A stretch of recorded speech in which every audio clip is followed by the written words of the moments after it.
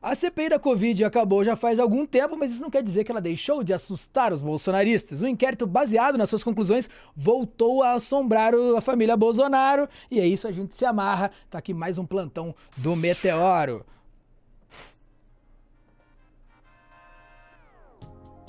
E quando a família se dá mal, a gente sorri. Estou com Sofia Labanca mais uma vez. E aí, Sofia, tudo certo? Tudo certo. E você, Salmas? Aqui tá tudo em casa, vamos pra cima desse assunto, quer dizer que a CPI da Covid terminou, mas ainda as consequências ainda não chegaram nos caras e parece que estão chegando, como é que é? Pois é, né? A CPI da Covid, quando ela foi encerrada, foi aberto aí um inquérito que foi enviado à PGR, né? Procuradoria-Geral da República. Ficou parado lá no Augusto Aras, Por né? que O será, né? procurador indicado pelo Bolsonaro, né? Tcharam! Esperado. E agora o que a gente ficou sabendo é que a Veja revelou que um dia depois de trocarem o PGR, de sair o Aras e entrar o Paulo Gonet, o ministro do STF, Gilmar Mendes, determinou que, olha, faz esse negócio andar de volta. Bora mexer nisso aí. Cobrou que a PGR, ó, a gente quer que esse inquérito saia. Agiliza. O...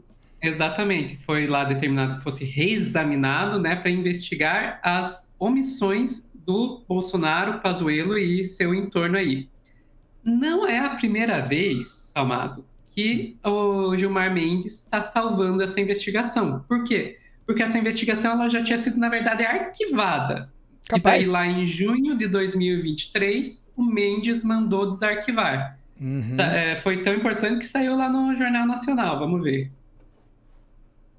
Aí, junho de 2023. O ministro Gilmar Mendes, do Supremo Tribunal Federal, anulou uma decisão da Justiça Federal em Brasília e mandou desarquivar uma investigação sobre omissão e irregularidades de integrantes do governo Bolsonaro na gestão da pandemia.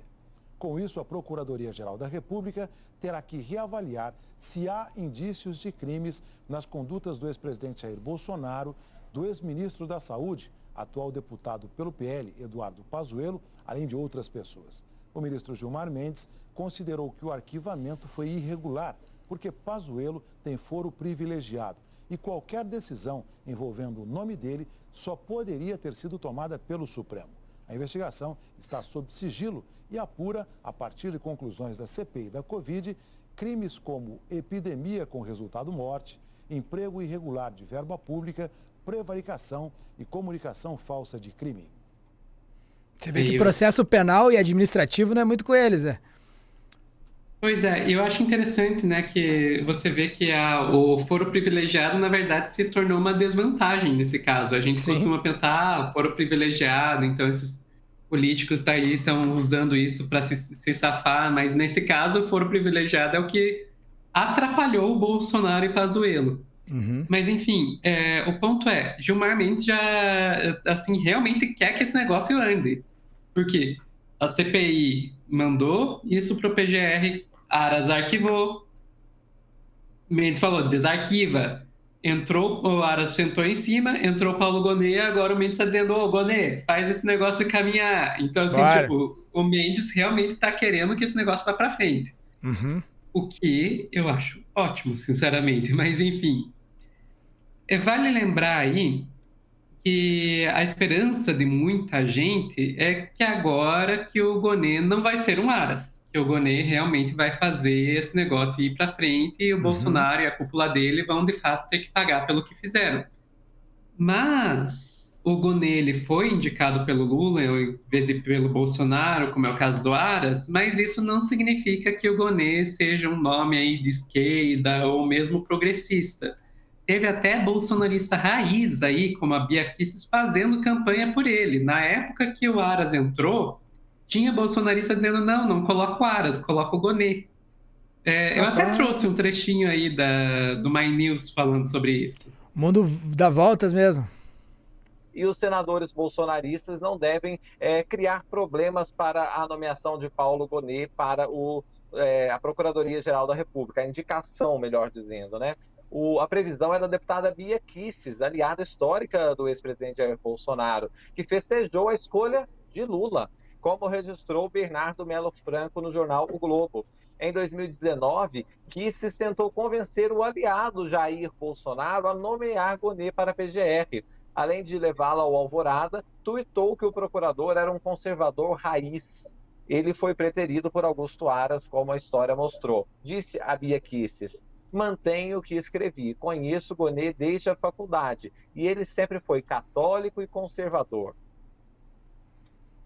Então aí, e a gente sabe que o Gonê, ele de fato, ele foi um nome que foi cogitado pelo Bolsonaro. Então, não sei, a esperança a gente sempre tem, mas eu acho que a gente não deveria se surpreender se o Gonê também não fizer muito para aí responsabilizar Bolsonaro, Pazuello e companhia pelos crimes aí da pandemia. Eu acredito que nesses casos, assim, os cargos da justiça e tudo mais são tão permeados por uma certa pompa e por uma responsabilidade de não, enfim, de não estar fora de um, sei lá, de um certo esquadro de pensamento que, tipo, agora, como é o Lula, quem sabe o Gonê tome outras posições e, enfim, vá atrás por causa disso, porque a onda agora é outra, mas quando a onda era conservador é bandido até, a gente colocar dessa forma, né, meu? Na verdade... A onda era fascista. Fascista mesmo, então, tipo assim, quando tava essa onda, ele sabia surfar ela também, né, meu? Então... Tem muito disso nesse meio, né? O pessoal, ele acaba se enquadrando aqui, se enquadrando ali, de qualquer forma. Acho que agora ele tá pelo menos sobre uma lupa aí do Gilmar Mendes. Vamos ver o que vai dar isso. E a gente, do Gilmar Mendes e também da opinião pública, porque agora ele de fato é PGR. Então a gente tem que lembrar do nosso papel.